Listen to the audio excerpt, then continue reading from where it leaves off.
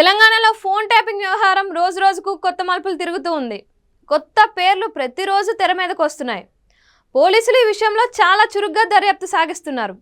ధ్వంసం చేసిన hard డిస్క్లను tapping చేసిన ప్రణీత్ రావు అండ్ కోను తీసుకువెళ్లి మూసీ నదిలో పడవేస్తే ప్రస్తుతం దర్యాప్తు చేసిన పోలీసులు మూసీ బ్రిడ్జ్ కింద నుంచి వాటిని వెతికి మరీ తీసుకువచ్చారు.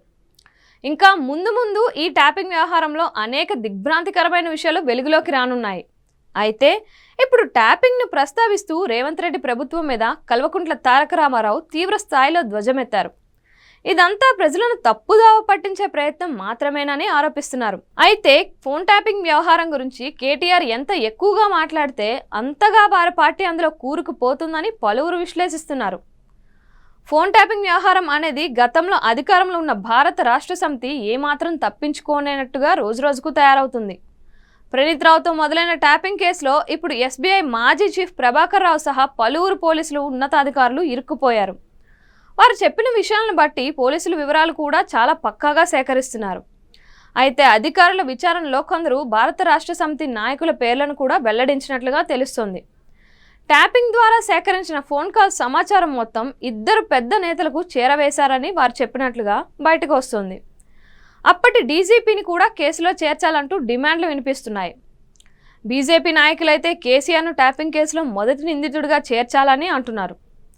ఇదంతా ఒక ఎత్తు అయితే ట్యాపింగ్ గురించి కేటీఆర్ చెప్తున్న మాటలు చిత్రంగా ఉంటున్నాయి. రేవంత్ రెడ్డి ప్రభుత్వం 6 గ్యారంటీలను అమలు చేయలేకపోయిందని, రైతులకు రుణమాఫీ చేయలేకపోయిందని, అందుకే ప్రజల దృష్టి మళ్లించడానికి ప్రతిరోజు లీకులు ఇస్తున్నారని ఆరోపిస్తున్నారు.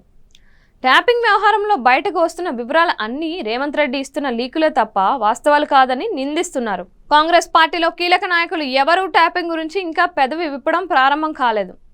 పూర్తిగా గులాబీ నేతల పేర్లు ఆధారాలతో సహా బయటకు వచ్చిన తరువాత మాత్రమే పెదవి విప్పాలని వారు ఆలోచిస్తున్నట్లుగా ఉంది.